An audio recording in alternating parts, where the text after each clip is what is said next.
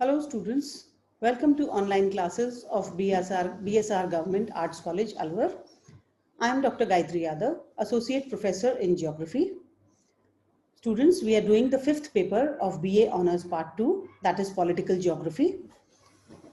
And the topic that we are doing is Frontiers and Boundaries. And today we will do Boundary and World International Relations. तो students, आज का हमारा topic है सीमांत एवं सीमाएं, और उसमें आज हम कर रहे हैं सीमा एवं विश्व अंतर्राष्ट्रीय संबंध, boundary and world international relations. वर्तमान विश्व मानचित्र पर राजनीतिक सीमाओं का अति सघन जाल विस्तृत है। सीमा ही वह स्थल है जहां एक राज्य का अन्य राज्यों से संबंध स्थापित होता है, अतः इनको लेकर अनेक विवाद उपस्थित हो जाते हैं। ये विवाद कभी कभी सीमित प्रभावशाली होते हैं तथा कभी अति विस्तृत रूप ले लेते हैं। इनके संबंध में लॉर्ड कर्जन ने लिखा है कि सीमाएं वास्तव में रेजर की धार के समान हैं, जिन पर वर्तमान युद्ध या शांति अथवा राष्ट्रों के जीवन और मृत्यु का प्रश्न लटका रहता है। इस प्रकार के विचार ब्रिटिश सीमा आयोग के एक सदस्य सर थॉमस एच होल्डिच ने व्यक्त किए हैं, अर्थात विश्व के वर्तमान इतिहास में अधिकांश युद्ध या अंतर्राष्ट्रीय झगड़े जिनका परिणाम युद्ध हो सकता है, सीमा विवादों के कारण ही उत्पन्न हुए हैं। अतः स्पष्ट है कि सीमाओं का वर्तमान अंतर्राष्ट्रीय स्वरूप महत्वपूर्ण है। इनका यह स्वरूप सीमा विवादों के रूप में सम्मुख में आता है। विगत सीमा विवादों को उनके चार स्वरूप विगत सीमा विवादों से उनके चार स्वरूप स्पष्ट होते हैं। तो हम ये कह सकते हैं कि चार प्रकार के सीमा विवाद होते हैं। सबसे पहला प्रकार होता है क्षेत्रीय विवाद या टेरिटोरियल डिस्प्यूट, दूसरा स्थिति संबंधी विवाद या पोजिशनल डिस्प्यूट, तीसरा सीमा कार्य संबंधी विवाद या फंक्शनल डिस्प्यूट्स, और चौथा संसाधन विकास संबंधी विवाद या डिस्प्यूट्स ओवर रिसोर्स डेवलपमेंट। तो सबसे पहले हम क्षेत्रीय विवाद या टेरिटोरियल डिस्प्यूट लेते हैं। ये विवाद सीमा के निकटवर्ती क्षेत्र के लिए होते हैं। एक राज्य दूसरे राज्य के क्षेत्र पर अपना अधिकार व्यक्त करता है जिसका वास्तविक आधार नहीं होता।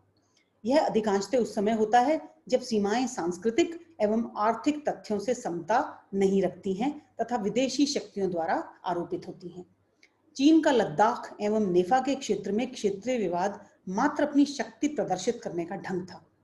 अनेक बार सीमा क्षेत्र में खनिजों की प्राप्ति भी इसका कारण बन जाती है, जैसे पेरू, चिली, बोलिविया के सीमा क्षेत्रों में नाइट्रेट की उपलब्धि वहां के सीमा विवाद का भी कारण थी, क्योंकि नाइट्रेट वहां पर अच्छी मात्रा में मिलता था। तो इन तीनों देशों में से हर देश ये चाहता था कि उस क्षेत्र पर ज्यादा से ज्यादा उसका अधिकार हो। इसी प्रकार युद्ध के पश्चात क्षेत्रीय सीमा विवाद अधिक हो जाते हैं। सीमा क्षेत्रीय विवादों का एक मूल कारण यह होता है कि कब एक राज्य अधिक शक्तिशाली हो जाता है तो वह कमजोर पड़ोसी राज्य के सीमा पार के कुछ क्षेत्र को चाहने लगता है, यानी उस पर अधिकार जमाने की कोशिश करता है। इसके लिए अनेक तर्क दिए जाते हैं। वे तर्क कितने सही हों ये ध्यान नहीं दिया जाता। इन विवादों के लिए तीन कारण उत्तरदायी होते हैं। प्रथम, सीमा बिना क्षेत्रीय धरातल एवं सांस्कृतिक ज्ञान के निर्धारित कर ली जाती है, जैसा कि अफ्रीका, एशिया एवं दक्षिणी अमेरिका के देशों में हुआ है, जहां औपनिवेशिक शक्तियों ने सीमाएं आरोपित कर दी। द्वितीय युद्ध के समाप्त होने पर जीता हुआ देश हारे देश पर सीमा आरोपित कर देता है कि मेरी सीमा यहां तक है, जो वास्तविक प्रारूप के अनुरूप नहीं होती, जैसा कि 1919 में इटली को टिरोल क्षेत्र दे दिया गया, जहां की 20% जनसंख्या जर्मन बोलने वालों की थी। तृतीय, नामांकन के पश्चात जब जनसंख्या बसाव होता है तो क्षेत्रीय समस्या का जन्म हो जाता है। उपनिवेशवाद की समाप्ति के समय अनेक देशों को जब सत्ता हस्तांतरण हुआ तब भी अनेक क्षेत्रीय सीमा विवादों का जन्म हुआ, जैसे लेसोथो ने ट्रांसवाल तथा ऑरेंज फ्री स्टेट के भाग पर, युगांडा ने पश्चिमी कीनिया के क्षेत्र पर अधिकार व्यक्त किया। अफगानिस्तान का पख्तूनिस्तान का दावा भी इसी प्रकार का था। तो ये थे क्षेत्रीय विवाद।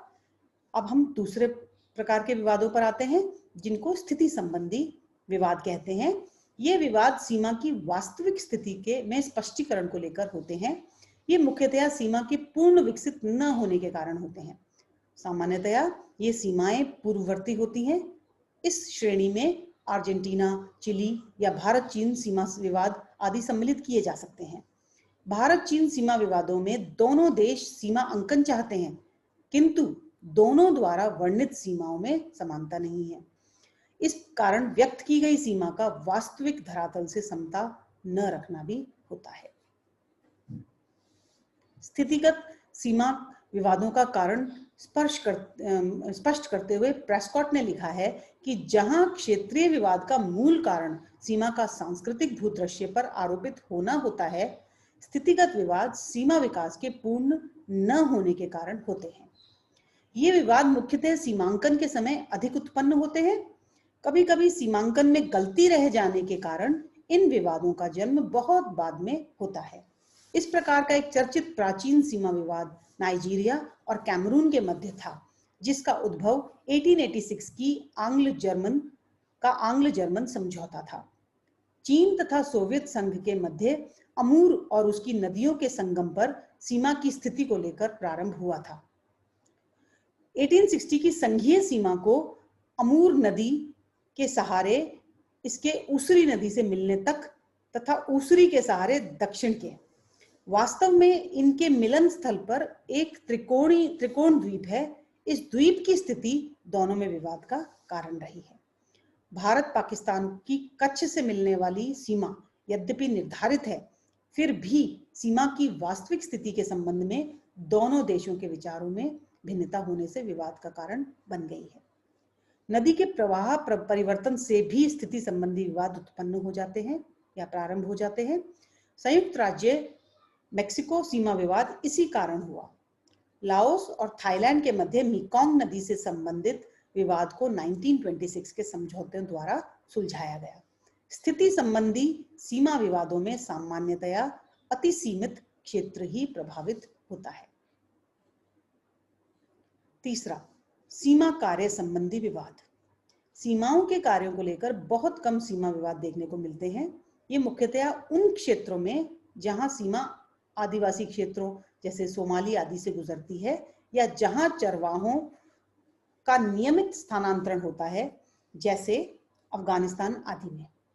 इसी प्रकार इटली और फ्रांस के मध्य 1947 की सीमा द्वारा चरागाहों का बंटवारा हो गया, जिसके कारण दोनों देशों ने बसंत एवं ग्रीष्मकालीन चरागाहों का आपसी उपयोग करने का समझौता किया। इसी प्रकार का विवाद ईरान इराक के मध्य संघर्ष का कारण रहा। शट एल अरब को लेकर सीमा विवाद आज तक नहीं सुलझ सका है। सीमा को दूसरे देश के लिए बंद कर देना भी इस प्रकार के विवादों में आता है, विशेषकर स्थल आवृत देशों के लिए। 1964 से 1977 के मध्य अफ्रीकी देशों के मध्य 24 बार सीमा बंद की गई, क्योंकि आपसी विवाद होते हैं। इससे स्थल आवृत देशों को कठिनाई हो जाती है। संसाधन संबंधी विवाद। इस प्रकार के अधिकांश विवाद जल विवाद होते हैं या कभी-कभी खनिज भी इसका कारण बन जाते हैं। अनेक बार सीमाएं नदियों द्वारा निर्धारित होती हैं।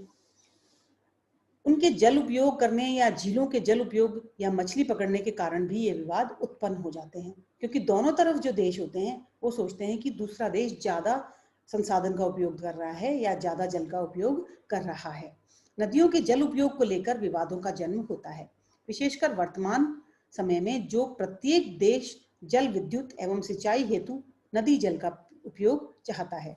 इसके लिए विद्वानों ने बाउंड्री वाटर्स एवं ट्रिब्यूटरीज ऑफ बाउंड्री वाटर्स शब्दों का प्रयोग किया है। इस प्रकार के विवादों को सामान्य समझौते के माध्यम से सुलझाया जा सकता है। भारत बांग्लादेश के मध्य फरक्का जल विवाद भी इसका एक उदाहरण है। यह एक सर्वविदित तथ्य है कि राज्य क्षेत्र की अखंडता का सिद्धांत राज्य सीमाओं की अतिक्रमणता और सभ्यता के सिद्धांत से जुड़ा हुआ है, जो आधुनिक अंतर्राष्ट्रीय कानून में सबसे महत्वपूर्ण है।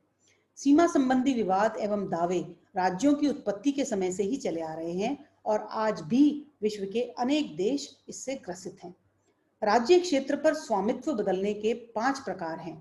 अध्यासन, जिसको कि हम कब्जा कह सकते हैं, समर्पण, अभिग्राही, दीर्घकाल तक किसी राज्य क्षेत्र पर स्वामित्व, दीर्घकाल तक किसी भूभाग पर वास्तविक या अनवरत स्वामित्व।